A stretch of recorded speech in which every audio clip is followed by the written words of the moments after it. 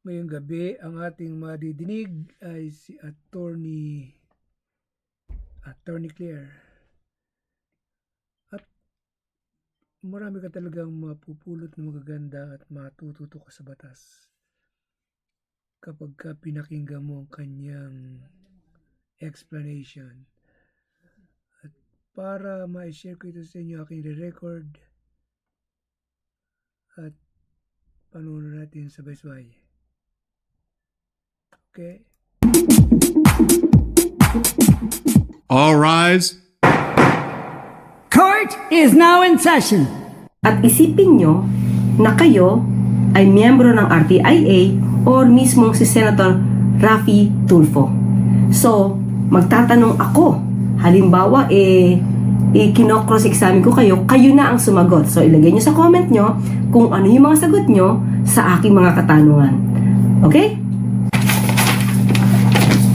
Sa part 2 mo, ang pinangangalandakan mong issue ay tungkol doon sa sinagot ni Police Colonel Cotillog tungkol doon sa tanong mo kung bakit kailangang magpahubad ng damit itong si Aura. Na ang sagot niya ay dahil siya ay gay at gusto niya makakita ng magandang katawan ng lalaki. Ibo si Aura sa isang lalaki na i-request niya na maghubad. Bakit niya gagawin yon? Alam mo naman, si Aura is gay. Gusto niyang makita yung magandang katawan. Sinasabi mong homophobic? Ito, doon mo sinesentro ang issue. I-analyze natin yung sagot niya. Ang tanong mo kasi is bakit kailangang magpahubad, no? Itong si Aura doon sa lalaki. Ang tanong ko, gay siya. Okay, so assume natin na gay siya. Usually, ang gay, ano ba ang kanilang attraction or saan ba sila attracted? I-analyze natin yung sagot niya. Ang homophobic kasi is a term para i-describe na yung isang tao ay may galit or may mistrust sa isang gay, sa isang lesbian. Sa sagot ba ni Police Colonel Cotillog, nagpapakita ba siya ng homophobia? Yung galit sa gay? Hindi ba ang sinasabi niya ay yung ayon lang doon sa kanilang naimbestigahan? Kasi sir, masama yun Para bang gusto niyang hubaran itong si lalaki at nung ayaw ni lalaki magpahubad, kinamlot niya. Parang hindi pa ata kapanipaniwala.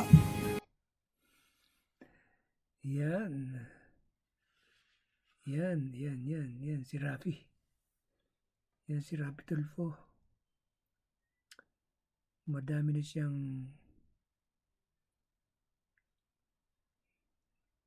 siyang hindi magandang pinagagawa.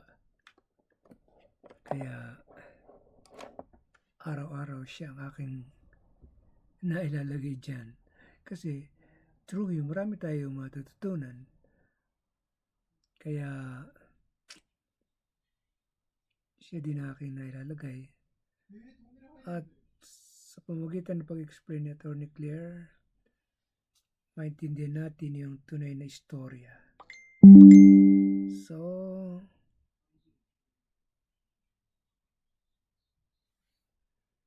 So yun lang. O gusto pa ninyo ituloy natin yung panunod natin? Dagdagan pa natin ng konti. So, doon po natin binase sa investigation po ito.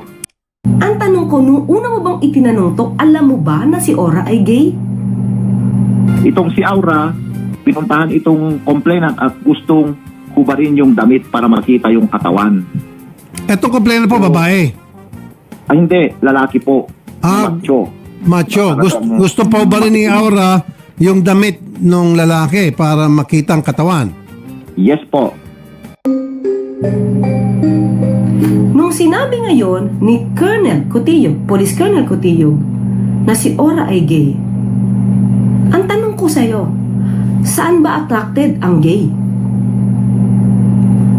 Ano ba ang gusto nila normally makita? Katawan ba ng babae o katawan ng lalaki? Isn't it a fact na mas attracted sila at nai-inlove sila sa lalaki? Common knowledge yun. Saang parte dun ipinapakita na galit si Police Colonel Cotillog sa mga gay? So tell me, anong pruweba mo? Anong scientific knowledge ang alam mo? So, sagot, Rapi. Para yung sabihin na yung sagot niya ay sign of homophobia. Mismo mga gay, sila ang magpapatunay na attracted sila sa guy.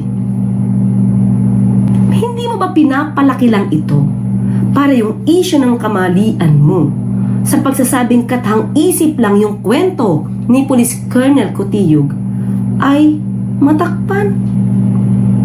Kami yung kaibigan na gay, they're not like that. Habulin, palibasa ay magbuhubad at kakamlutin, kukuyogin. Ano yan? Anong klaseng style yan, sir? Katang isip lang ata yan ng mga nagreklamo sa inyo, nagsasabi sa inyo, o maging kayo po, sir. I'm sorry, sir, ha?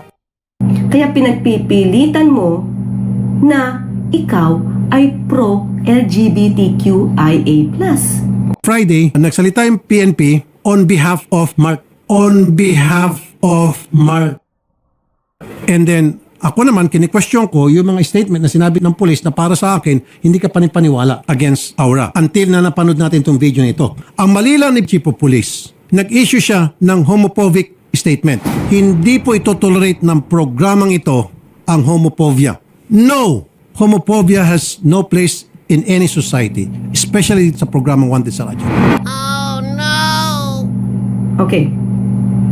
Sabi mo, hindi mo ito tolerate ang mga salita against LGBTQ. Pero hindi ba totoong sinabi mo rin na habang kinakausap mo si Police Colonel Cotillog, parang siyang namamatyuhan, no? Siya ay namamatyuhan doon sa lalaki. Kay Colonel, may advice lang po ako sa inyo. Colonel, ano po? Next time po, maging patas po kayo at huwag ho kayo mag-discriminate. Ano po?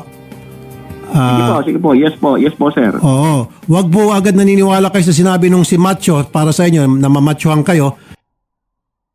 Pag sinabi ni Aura, gusto ko magreklamo, then pailan din niyo po ng kaso itong si Macho na ayon sa inyo na mamachuhan kayo. What are you trying to insinuate, Mr. Witness? Police, lalaki, na mamatyuhan sa isang lalaki? Hindi ba ito homophobic teasing? Tinutokso mo siya at pinapalagay sa buong mundo, gusto mong ipakita sa buong mundo na siya ay attracted sa lalaki dahil namamatyuhan siya sa lalaki. Hindi ba yan homophobia? So, hanggang dito lang po. Tapusin na natin. Pero kung gusto niyo panoorin yan, nasa YouTube po naman available yan. Ang title po yung Senator Rapi Tulfo, Supalpal. Na supalpal na humihirit pa talaga. Okay. Thank you and good evening.